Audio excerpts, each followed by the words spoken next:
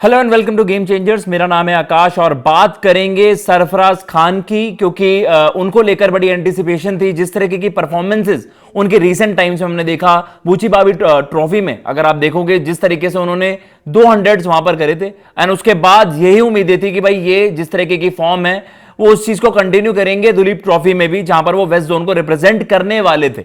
अब आप कहेंगे भाई वो तो ऑलरेडी स्क्वाड में है, लेकिन ऐसा नहीं है जो रिपोर्टेडली बताया जा रहा है। और ये टीओआई की रिपोर्ट है कि क्वाड्रिसेप्स इंजरी, उन्होंने जो हरियाणा के अगेंस्ट शतक भी चढ़ा था तब वो डील कर रहे थे इस तरीके के, वहां पर उनको थोड़ा सा डिस्कंफर्ट था और सेंटर ऑफ एक्सीलेंस में कहीं ना कहीं वो उनकी अब रिकवरी होगी। और ऑब्वियसली ये एक बड़ा मसला हो गया है सरफराज के लिए भी, क्योंकि जब भी उनका आप कह सकते हैं वो इनलाइन रहते हैं कि टीम इंडिया में वो कमबैक हो जाएगा। अब उनको ओवरसीज कंडीशंस में उस तरीके से इंडिया में मौके भी नहीं मिल रहे थे, क्योंकि उन्होंने आप देखोगे इंग्लैंड में भी जिस तरीके से उन्होंने एक गेम में जिस तरीके से परफॉर्मेंस भी दी थी, लेकिन उसके बावजूद उन्होंने वहां पर आप कह सकते हैं कि ये आप देख सकते हैं जो फर्स्ट अनऑफिशियल टेस्ट था वहां पर उन्होंने 92 रन की पारी खेली थी। डिस्पाइट ऑफ दैट उनको मतलब नहीं कंसिडर किया गया। और उनके अगेंस्ट आप कहते हैं कि यार यही चीजें चलती हैं कि मे बी वो सेना कंट्रीज में अच्छा ना करे। जब आप उनको मौका ही नहीं दोगे तो आप उनको जज कैसे करोगे। चलो वो बात दूसरी, उस खिलाड़ी ने यही सोचा बेटर कि आप बूचीबाबू ट्रॉफी में भी आपने जबरदस्त परफॉर्मेंस कर दी है, तो उनको बस यही लगा कि भाई अब तो यार मतलब आप एटलीस्ट जो आपका होम लेग है, अब आपने साउथ अफ्रीका, वेस्ट इंडीज, इनसे हमारी टेस्ट सीरीज होनी है, तो आप होम सीरीज के लिए तो पहले तो लाइन में मैं था, एटलीस्ट उनको वहां पर मौका मिलता। लेकिन उसको लेकर अब एक बड़ा झटका ये लग गया है कि भैया अब वेस्ट जोन के स्क्वाड में अब वो नहीं, उस टीम में नहीं फीचर वो करेंगे। सेमीफाइनल मुकाबला उनका खेला जाना है 4 तारीख से अगेंस्ट सेंट्रल जोन। तो एज ऑफ नाउ आपको जैसे स्क्वाड में दिख रहे हैं वहां पर उनकी जगह शिवालिक को वहां पर मौका मिल गया है, जो कि अगेन एक अच्छा प्रोस्पेक्ट है वहां पर। अगर आप वेस्ट जोन के लिए कहेंगे कि भाई चलो एक क्वालिटी प्लेयर वहां पर भी आ गए, लेकिन आप सरफराज जैसी यूटिलिटी को नहीं आप रिप्लेस कर सकते, क्योंकि इनके एक्स्ट्रॉर्डनरी नंबर्स हैं। अगर आप इनके डोमेस्टिक नंबर्स की भी बात करोगे, मतलब आप कह सकते हैं कि वो कभी इनके नाम की चर्चा होती थी कि भाई डोमेस्टिक के ब्रेडमैन है, तो डोमेस्टिक क्रिकेट में तो इनका बोलबाला है। और ऑब्वियसली इन्होंने उन्हीं परफॉर्मेंसेस के बेसिस पर टीम इंडिया में जगह बनाई थी। लेकिन अब ये एक बड़ा झटका लग गया उनको क्वाड्रिसेप इंजरी की वजह से। ये बताया जा रहा है 2 से 3 हफ्ते के लिए वो क्रिकेटिंग एक्शन से बाहर हो सकते हैं वहां पर। तो कहीं ना कहीं ये है, अब आपके पास टर्न अप टाइम बहुत ज्यादा कम था। दुलीप ट्रॉफी सेमीफाइनल में सरफराज मिस आउट करेंगे, ये टीओआई की रिपोर्ट आई है। एंड उसके अलावा जो हम बाकी खिलाड़ियों के बारे में बात कर रहे हैं कि भाई तिलक वर्मा, उनको भी अब नेशनल ड्यूटी पे जाना है, एशिया कप के स्क्वाड में वो फीचर कर रहे हैं।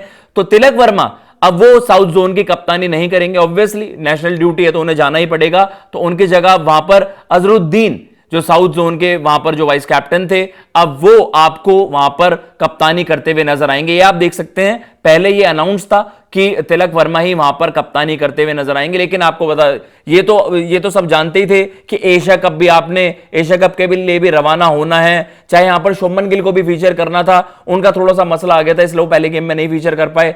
लेकिन उसके अलावा आप कह रहे थे कि कुलदीप यादव, उनको भी आपने देखा कि भाई अभी उनको भी देखना था कि किस तरीके से वो भी यहां पर करेंगे परफॉर्मेंस। लेकिन अब कुलदीप यादव भी इस गेम से बाहर हो जाएंगे, जो आपका सेंट्रल जोन वाली गेम है, मतलब वेस्ट जोन वाली जो हम बात कर रहे हैं। लेकिन अगर साउथ जोन की अगर आप बात करोगे तो यहां पर जो इनके वाइस कैप्टन है अजरुद्दीन, वो वहां पर वो भूमिका में नजर आएंगे। बाकी रिप्लेसमेंट्स की अगर हम बात करेंगे तो उपेंद्र यादव, वो ध्रुव जुरेल भी भाई अब वो सेमीफाइनल से, अब वो उन्हें भी कप्तानी करनी थी, लेकिन उनको भी पहले मैच में हमने देखा किस तरीके से वो भी रूल्ड आउट हो गए थे। लेकिन ध्रुव जुरेल अब सेमीफाइनल्स में भी फीचर नहीं करेंगे, इस बात की भी पुष्टि हो गई है। उपेंद्र यादव, उन्होंने जबरदस्त परफॉर्मेंसेस दिए as a wicket keeper batter, हमने देखा है रेलवेज की तरफ से। तो उपेंद्र यादव को वहां पर उस तरीके से अपॉर्चुनिटी मिल जाएगी। अगेन बड़े एक्साइटिंग प्लेयर वो भी हैं। उसके अलावा जो हम बात कर रहे हैं कि कुलदीप यादव को कौन वहां पर रिप्लेस करेगा, कुलदीप यादव को रिप्लेस कर रहे होंगे यश ठाकुर। तो इस तरीके से ये हमने जो सारी चर्चा करी है कि भाई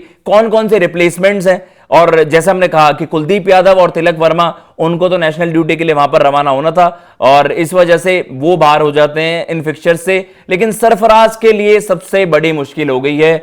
जब भी उनका टाइम अच्छा चल रहा होता है, अब पहले तो हमने देखा सेलेक्टर्स उनको थोड़ा सा मतलब दरकिनार कर देते हैं कि भाई नहीं, हम आपको नहीं आइडियल मान रहे हैं ऑस्ट्रेलिया इंग्लैंड कंडीशंस के लिए। एंड देन अब उनके लिए ये मसला हो गया कि लगातार कंसिस्टेंटली परफॉर्मेंस करने के बाद उन्होंने जिस तरीके से रन्स करे थे बूचीबाबू ट्रॉफी में, अभी एक्सपेक्टेशंस थी कि अगर आप यहां पर भी 100 कर दोगे तो फिर भैया आपके लिए रास्ते सारे क्लियर हो जाएंगे।